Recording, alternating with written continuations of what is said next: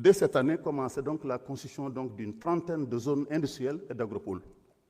Dans les régions de Touba, vous l'avez dit, de Ziguinchor, mais aussi de Matam. Pourquoi Matam? Quelqu'un l'a dit tout à l'heure, avec les ICS, nous avons connu une perte des parts de l'État de 85%. Aujourd'hui, l'État est à peine à 15%. Et je peux vous dire qu'il y a des travaux en cours pour remettre ça en cause. Parce que le contrat est fini depuis 1 an maintenant, et toutes ces concessions, il n'y a aucune raison qu'on accepte ça. Nous exportons aujourd'hui l'équivalent de 585 000 tonnes d'acide phosphorique. C'est l'équivalent de 2 millions de tonnes d'engrais. Est-ce qu'un pays qui veut se développer doit accepter d'exporter l'équivalent de 2 millions de tonnes d'engrais importés, 150 000 tonnes d'engrais? Nos besoins nationaux, quand on les a calculés sur la base de 150 kg à l'hectare, c'est la moyenne mondiale. Aujourd'hui, c'est à peine 15 kg, ils sont de l'ordre de presque 1 million de tonnes. 1 million de tonnes d'engrais, voilà les besoins du Sénégal. Tant qu'on ne le fera pas, on n'aura pas d'autosuffisance en engrais. Donc c'est pour cette raison-là que nous souhaiterions de mettre en place cette vraie politique industrielle. Et le budget que vous nous avez donné, mesdames et messieurs, ces 109 milliards serviront exclusivement à organiser des zones industrielles. Mais pas n'importe quelle zone industrielle. Pour nous, une zone industrielle, ce n'est pas seulement un endroit où il y a des usines, non. Une zone industrielle, c'est avant tout des incubateurs. Et ça me permet de répondre à la question d'un des députés qui m'a vraiment interpellé. En réalité, l'industrie, il y a un maillon manquant dans ce pays depuis 65 ans. Vous pouvez me croire, j'ai dirigé la recherche au niveau de Nestlé. C'est ce qu'on appelle les incubateurs, les usines pilotes. Une fois que vous développez un produit pour les enfants, une voiture, il faut le tester, comme un bébé.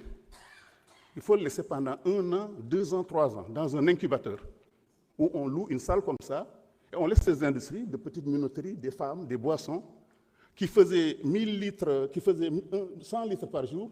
On va leur permettre d'avoir des machines qui font 1000 litres par jour. Après 2000 litres, ensuite 3000 litres. Au bout de 3 ans, ces gens ont déménagé dans des usines. C'est comme ça se fait en Europe.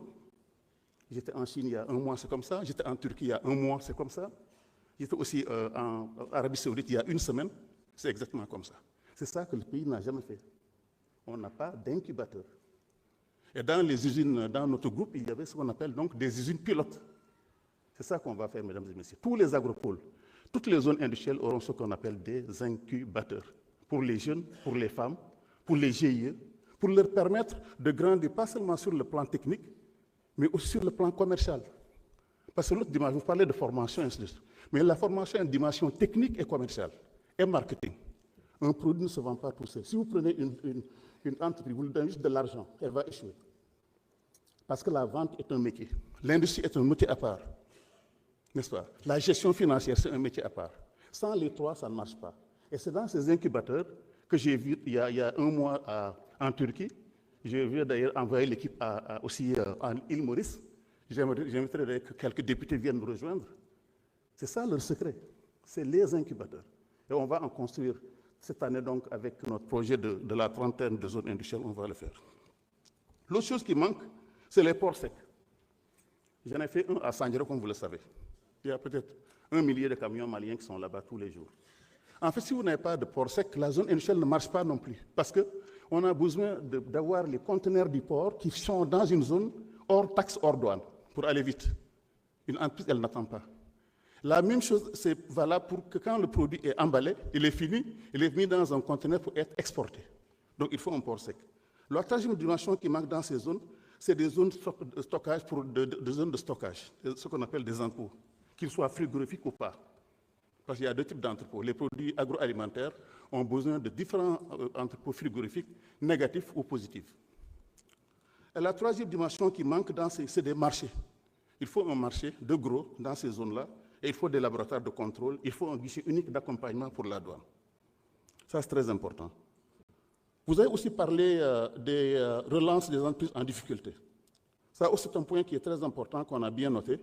Mais en fait, si vous voulez le faire, il faut vraiment faire ce qu'on appelle root cause analysis. Comprendre les racines du mal.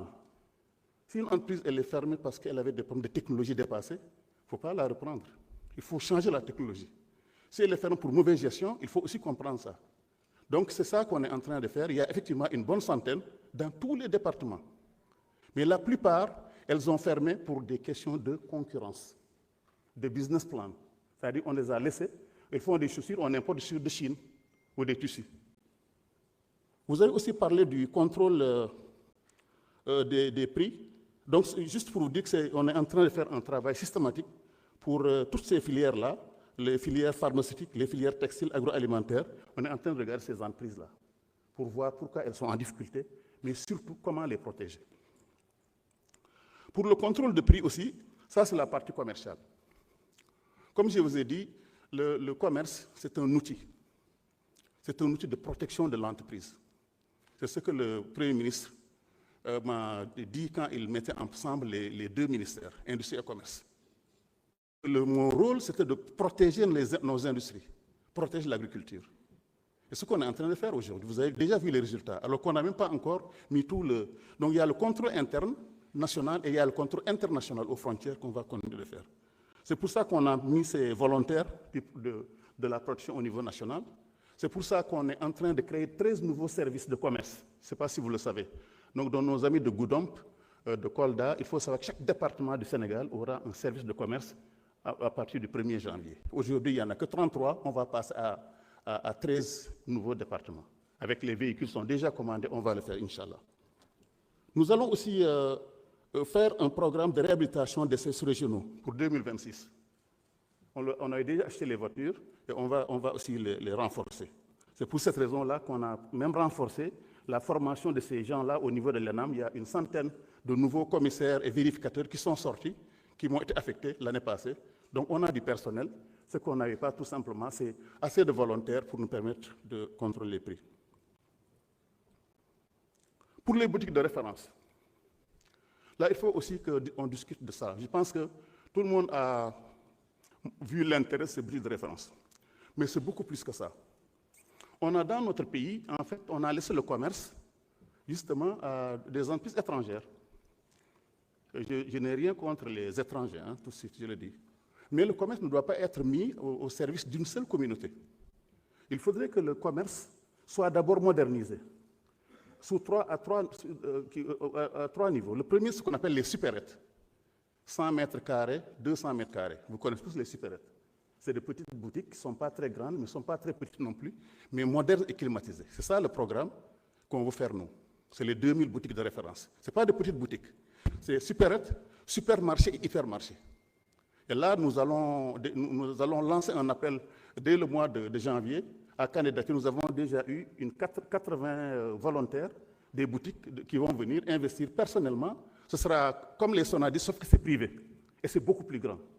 Ce sera comme les boutiques comme Auchan, des supermarchés sur l'ensemble du territoire sénégalais et qui seront soutenus par l'État, mais qui sont privés. Et l'État va faire ce qu'on appelle une centrale d'achat. Une société anonyme, centrale d'achat, dans laquelle, justement, les industriels et les commerçants seront actionnaires. Ça, c'est aussi nouveau. C'est ça le secret que nous avons, en fait, sur lequel le projet que nous sommes en train de travailler.